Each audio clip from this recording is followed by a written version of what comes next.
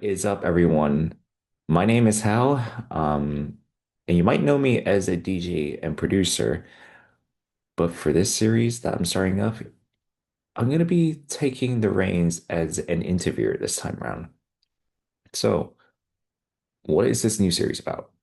Well, it's called Reanimated, and with me being a huge fan of animation, I wanted to take that love even further by talking to the people behind some of our favorite shows out that are out there right now. I think often we forget how much work goes into every single project that we see now on screen. And we often hear about, the creator and the cast associated with said project, but we rarely get to talk about, the people, behind the animations, the storyboarding, to the asset designs, to the music, etc. I want to acknowledge more of those people because I seriously think that they do not get enough credit or enough recognition that they do right now. And yeah, I want to highlight those people, up front and center as opposed to just only the cast and, the creator of the show. So yeah, I don't know if this is going to be a long-running series. We will see. But for now, the first episode of Reanimated is out now, as I speak, and with my first ever guest, Apoke Animation. Enjoy, guys, and let me know what you guys think. And yeah, see you in the next one, hopefully. Peace. Our first guest is James Choi, aka Apoke Animation. His list of works is honestly quite impressive, from Disney's TOTS, Taiwan's Transport Service, Mattel's Barbie Takes Two, Lego's Ninjago series, The Supernatural Academy, Sega Sonic Prime, Strawberry Shortcake Spring Spectacular, and much more. Not only that, but he has a YouTube channel with 27.8K subscribers and counting, featuring some of his own self-funded projects and works like Manware, a Minecraft anime, Chessy anime, and much more. James, how are you doing? I'm doing great. So happy to be here. Yeah, you summed up everything pretty perfectly. I love making animation, and whether it's working on TV shows or making my own indie animated series, it's just a blast. Mm. Yeah, yeah, I can imagine. First of all, thank you for taking the time out of your super busy schedule to talk to me. I'm really appreciated to talk to someone in the industry. Yeah, and just as a person interested in animation and what goes on behind the scenes. Plus, to everyone watching, I'm kind of new to interviewing people, so please give me some grace in the comments. So yeah. Um, yeah, so let's get on with the questions, shall we? Oh, for sure. Yeah, ask away. Okay. So let's take it back to the beginning. What made you be interested in the arts? And when was the moment where you decided that you wanted to become an artist and animator? Yeah, so growing up, ever since I was a young child, I really wanted to become a doctor. But my parents said, you gotta go into animation. You gotta become an artist because there's no money in being a doctor. I'm just kidding, obviously. I freaking loved watching cartoons as a kid, and I just love watching shows. Um, yeah, there's so many like YouTube animations I would watch. I'd watch like Newgrounds animation. I'd watch cartoons on TV, obviously, and it just seems super sick. And the first time I ever animated was on the Cartoon Network website. They had this little in-browser application called Clipbook Studio. It was super bad. You couldn't even save your animations. It was like literally like the most caveman animation software you've ever seen. But I tried using it and it really like sparked this uh animator itch in my brain. I was like, I gotta make cartoons. So then from then on, I made animations in pretty much anything I could get my hands on. I animated in this DSi software called Flipbook Studio, which was like a little Nintendo animation software that came with the DSi. I also made stop motion animations. I did all kinds of animations on my computer, and then uh, yeah, I've just loved every part of it, writing my own stories, animating them and sharing them with people and seeing people's reactions and laughing with the at the jokes. It's so great. Oh man, I can definitely imagine because like having that collective, audience, tuning into your work, laughing, crying alongside you, and obviously putting your heart and soul into, the work you're creating, for others to see. It's such a gift. And yeah. Um yeah, moving on. How did you get your name Apoke Animation and what's the story behind that? Okay, the story behind that, it's a really good question. Basically, when I was 10 years old, I made a YouTube channel and I have no idea why, but I called it The Apoke. I have no memory of why I did it. But then I lost the password and I got locked out of my account for 2 years. I couldn't get back in, but eventually, 2 years later, when I was 12, I got back into the account and I couldn't remember why I called it The Apoke when I was 10, but then I just stuck with it. And then after a while, I changed it from The Apoke to Apoke Animation just because it kind of really showcases what I'm about in that I'm making animations. Oh wow. Wow. Yeah, I've seen the history. It's like it goes back 10 plus years, which is Yeah. like it's a long time, to be doing a YouTube channel for sure. And yeah, like how's it like, knowing that, your YouTube channel is now blowing up, and growing steadily with a big audience, but when you've seen like your animations, start to reach, a ton of people. Yeah, it feels really good. I've every time people see my stuff, they always get so excited. There's this YouTuber named Jax Films who made this contest. It was basically like it's like this weekly newsletter where you can like submit videos and then his team picks the best videos and then that uh the like top four nominees can basically get voted by the community and then they find which is like the best video of that week. The newsletter is called Credit the Creators and I just submitted one of my animations. I submitted Manware to that just because I was like, I might as well submit it, see what happens. And we ended up, I didn't even expect to get like nominated, but we ended up winning the very first week. We got very first place. So that was super rewarding. And it's just really sick, Whenever people see my stuff, they're always just like, wow, this is so underrated. It's like, this deserves more views, which, it's really awesome. People are always saying in the comments, like, this is so peak. And people just really love my stuff, especially my latest project. My Minecraft anime series is getting a lot of support, and I think it's getting a ton of support because, first off, it's based on Minecraft, which is like the most popular video game in the world, but also it's just got a really good story. People can relate to it. It's got really sick fight scenes that are super fun to watch, and the characters are really relatable. I try to base the characters off of either myself or people I know, and I feel like people really feel that like human connection beyond just being fans of Minecraft. They feel like they can relate to the characters. Oh yeah, definitely. Like speaking of which, this was leading on to my next question. Like, I watched, like Alex versus Steve, the Minecraft series so far. It is really impressive. Like genuinely. Especially the fight scenes. I didn't expect, how creative it can be, especially knowing that you are, the head, of, Mhm. creating, set fights. This is a bit of a funny question. But like, do you think it will be a running gag with Steve always getting hit in the balls? Hitting the balls, yeah, that was not planned initially. So the the first episode where I have him get kicked in the balls, I just needed something funny to happen in that scene. Originally, the way it was written was um I think it was just like Alex, she makes the axe and she's like, excellent. And then Steve appears and he's like, say my name and I magically appear. And then Alex would be like, what? I didn't say your name though. And that was kind of it. And I thought that was a little bit funny, but I was like, I feel like I can punch this up and make this funnier. So then I wrote the joke where Steve appears and he's getting bit on the balls, and then she tries to help him and accidentally kicks him in the balls.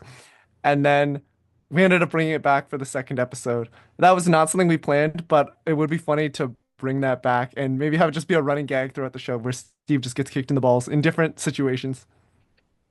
I think it will work. I think the memorability factor would just skyrocket if it that kept as like running gag. Um Speaking of which, this is like a self-funded project, which is, Yes. knowing that it is absolutely not easy to do. Like not only have you, you have to manage a team, but you also have to like, you know, s- contact, the other departments, see how they're doing in terms of progress and like how the animation is going. And it's like and knowing that you've worked for several big studios, like for example, recently you just worked with WildBrain, for example. Like what's the difference between working for yourself, with your own team as opposed to working for a studio per se? Oh yeah, that's a really great question. I have so much I could say about that. Like working in TV, it definitely feels very different than being a producer and a director because when you're working on a TV project, you are a contractor. You get paid like an hourly rate for this project, and basically your job is just to help make the director's vision a reality, When you are creating your own projects, there's no paid hourly rate. There's no set amount of money. It's just if the project succeeds, you can get money, and if the project fails, you're gonna lose money. So it's got higher highs and lower lows. And also being a project manager, I have to do a whole bunch of things I didn't have to do before, like managing a lot of spreadsheets and managing a bunch of different artists. It sort of feels like you're playing like a weird real-time strategy game like Pikmin, but it's like instead of lasting the course of like a few hours, it lasts the course of like months. And I have to basically predict how long I think each artist is going to take on something, and then I have to plan accordingly. So if I'm commissioning a storyboard artist and then I commission an animator to animate something that storyboard artist created, I will need to hire the storyboard artist and then basically like try to predict how long it's going to take them and then also assign the animator something to do because the ideal situation is that no one is ever bored sitting around thinking, "Oh, I've got nothing to work on." Ideally, the best situation, if you like plan everything perfectly, is everyone always has the exact right amount of work to do. But, no one's like psychic. Like you're not going to know exactly how long things are going to take, so you need to plan in a bit of wiggle room. So yeah, it takes a lot of like project management and also just like trying to figure out how long everyone is going to take to do their part of the pipeline. And yeah, it's a lot like being just like a manager and these kind of skills are not something you can learn from reading a book or something or learn it in a classroom. This kind of stuff is something you have to learn by doing it, in the field. Mm. Oh man. Yeah, there's nothing like, getting real world experience, especially when managing a team, and it's like I see often about like, with like independent studios or how they manage teams, it's a lot, and sometimes, they they create good work, but sometimes they're, behind all of that, there could be a bit of controversy regarding, how they run things, and I'm glad that, you're managing the team as best as you could, especially Mhm. with what you're given, which is, huge props, to you on that. And so yeah, moving on, like, is there any like creative boundaries, you know, or does the creative boundaries come from, when working for studios as opposed to doing it on your own? Plus, are you more within a time crunch when working with studios? Mm. For creative boundaries, I sometimes the limits that are set for my projects are basically either just self-imposed boundaries or stuff that are like the YouTube guidelines. So, for example, on YouTube, you can't have nudity, you can't have um like too much like violence or anything like that, or like tutorials on like how to make bombs or something. Not that I would even want to make that. And then also for myself, in a lot of my recent work, I tend to not include like swearing or anything like that. Like in my Minecraft anime series, I don't include basically any swearing. Just because yeah, I can tell the story without any swearing, then why not do it? And then it can reach a larger audience, and more people can enjoy it. I could see like young kids really enjoying this, like even like 5-year-olds would like this because they like Minecraft and they like action scenes, and then even like young adults. I show this to my friends who are young adults and they all really like it because, the action scenes are really fun and it's got some really interesting philosophical topics that explores like slavery and like loneliness and friendship. And Mm. then I could see older people probably liking it too, but maybe they just want to watch like the news or hockey games or something like that. But hopefully they like it. Yeah, and then as in terms of deadlines, yeah, with when you work at studios, like TV studios, the deadlines can be very strict. When you're self-employed, you have to set your own deadlines. So they can be as tight as you want or as loose as you want, but if you make the deadlines too long and you just say, I'll just get it done whenever, then you kind of have problems with like um if you make it too long, let's say you make a project in like a year when it could have been done in 6 months, that's going to cost you more time. It's going to cost you more money, and your time and your money are connected because if you spend a lot more time on something, that's living expenses you got to pay for. Yeah, that's rent you got to pay for, food, electricity, everything. So you can think of your time as your budget as well. For the Minecraft anime episodes, we did both of them in like 3 months each, which is like exceptionally fast for animation production. Hmm. Yeah, like oh man, it's definitely something to think about for sure.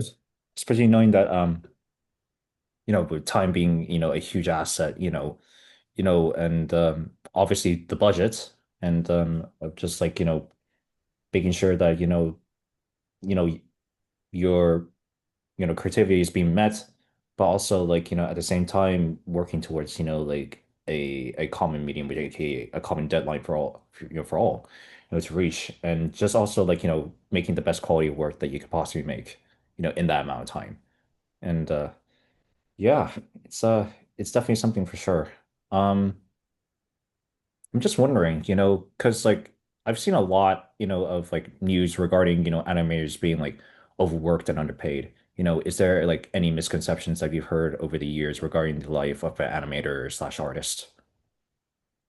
Yeah, it really depends on the studio. Some studios, they can really squeeze you. They're like employees who are doing ghost hours and they just do unpaid overtime in order to get stuff done. And whenever that happens, it happens because the people who are managing the studios like made a mistake. They did kind of miscalculation or it sort of goes back to what I was talking about like predicting how long something will take. Like let's say it takes 3 weeks to do something, and then they tell the client, we could do it in 2 weeks.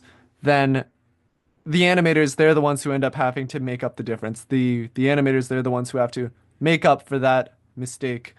So, I think I'm pretty good at this because I am an animator, so I have a pretty good idea of how long things should take because I have the first-hand experience. So I think that makes me a good animation like project manager, and I touch every single piece of the pipeline. So I do storyboarding, I do character design, I do rigging, I do animation itself, lighting, backgrounds. I have a pretty good idea. So that way when I hire people, I just think like how long would it take me to do this? And then I add a little bit of extra time just in case something happens because when you're joining a project for the first time, it takes a bit of time to get used to the show's art style. And yeah, like it really just in order for the ship to sail, you got to have like a good captain behind the wheel.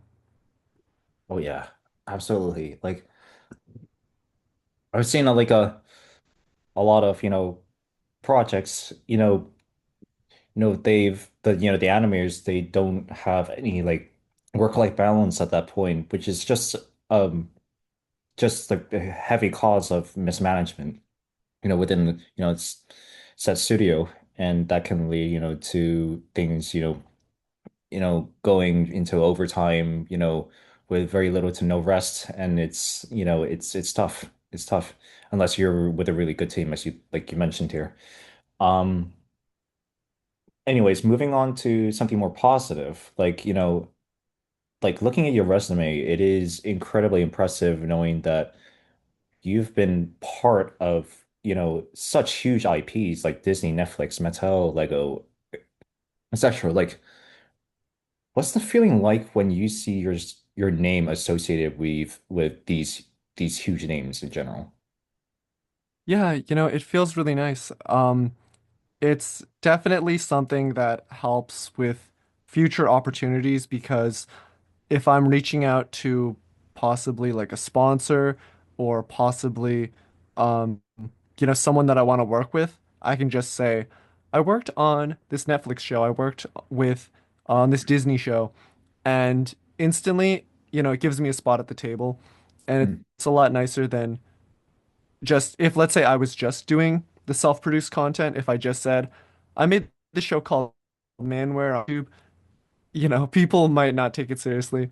But yeah, being a part of actual TV productions, it definitely gives me a good advantage, and I definitely don't take that for granted.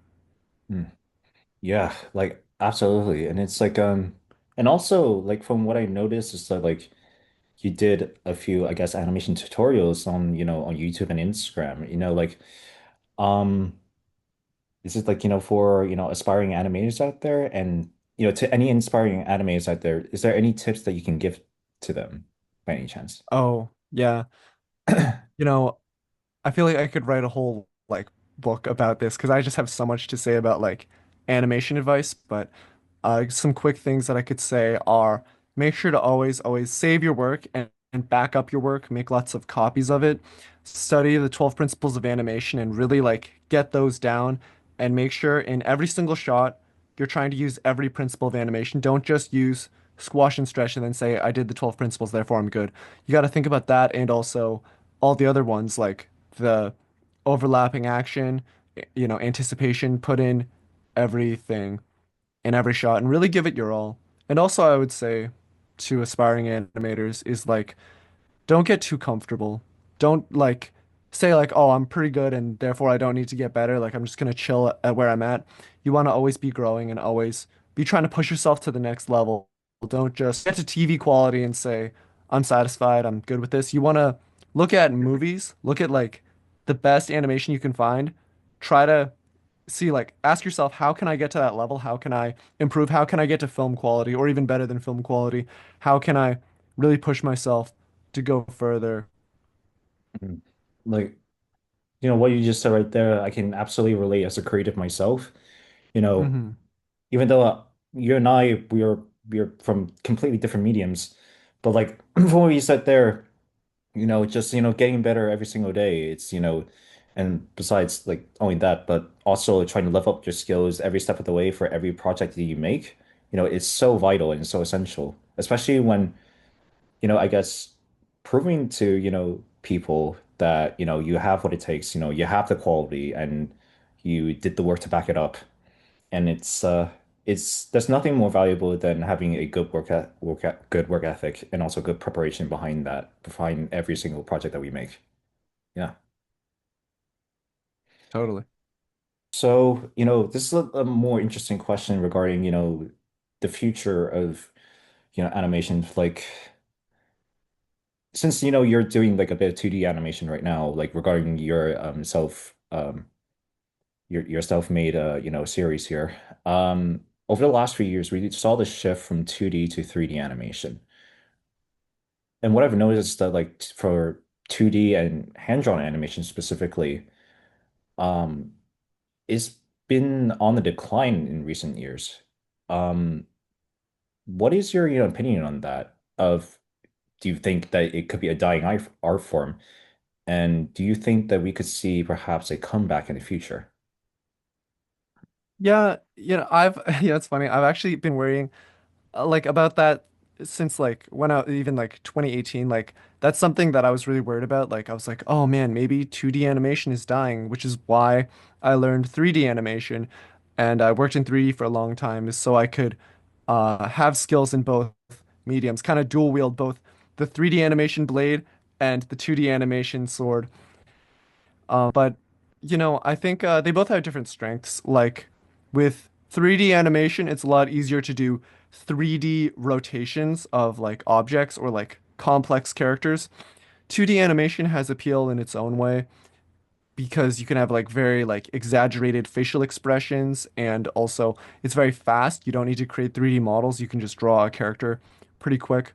So I think they both have their strengths. And I think, maybe in cinemas, like in movies, 2D animation won't be as prevalent, but for, TV shows and YouTube series and maybe advertising and other fields, I think 2D animation still has a lot of appeal and a lot of its own uh, value that it's definitely going to stick around for a while. Yeah, I really hope so because like with recent projects, for example, I don't know if you've seen the news regarding, Coyote versus Acme. That's a mix of like that's like 2D, finally coming back to the big screen. And also there was the day the Earth blew up, a Looney Tunes movie, which is fully 2D. We haven't really seen one of those in a while. And Hmm. it's good to know that now, you know, 2D is being appreciated more.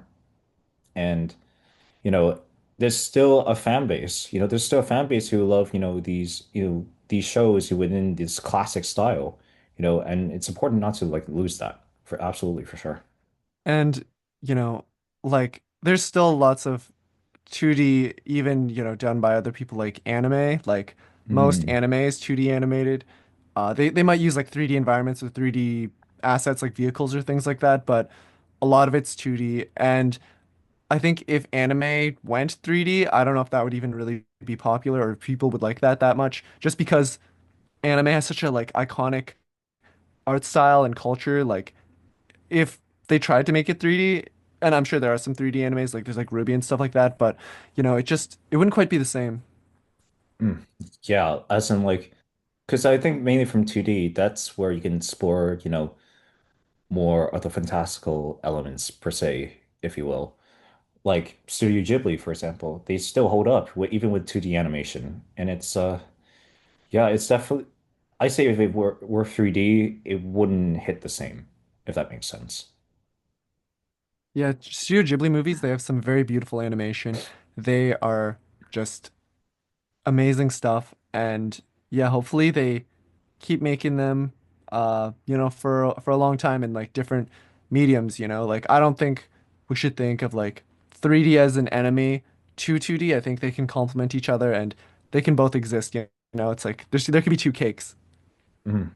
Oh yeah, definitely. Absolutely. I mean, like Into the Spider-Verse is definitely one, and the Yeah. Spider-Verse films, yeah, for sure. Um, I'm pretty sure like we're running out of time here. I think we're just gonna go on to the final question. Sounds good. Um, um, to everyone that is watching, whether, like especially, towards your content, is there anything that you would like to say to the people out there who are tuning into your work? Oh, well, yeah, check out my Minecraft anime series. I'm creating uh I made Steve versus Alex, and then I just released Steve versus Griefers a few weeks ago. And yeah, check it out. I always enjoy it. It's a action comedy Minecraft anime series that I've been producing. It's getting a ton of support and yeah, it's got a really, really like just kind of dramatic but also funny story. It kind of goes back and forth from being sad and comedic. And yeah, I hope you guys like it because it's awesome. Anyway, yeah, I'm like I watched it, and it's definitely something that people should turn into. Like I think, you know, if you guys could get more budget, or possibly the series being picked up someplace, I think this could be a good ser definitely a good series, for anyone to watch. Yes. Anyways, thank you so much for taking the time out of your day to, talk to me on this. Like, yeah, anyways, guys, check out Apoke Animations, socials down below and his films. And obviously check out the shows that he has been a part of, and it's you know, he is definitely one of those, the hidden gems, like that, I found here. And yeah, and I'm super blessed and eternally grateful, to be able to talk with you today. Yeah, thanks for having me on. This was really fun. I hope you guys got something out of this. Peace. Peace.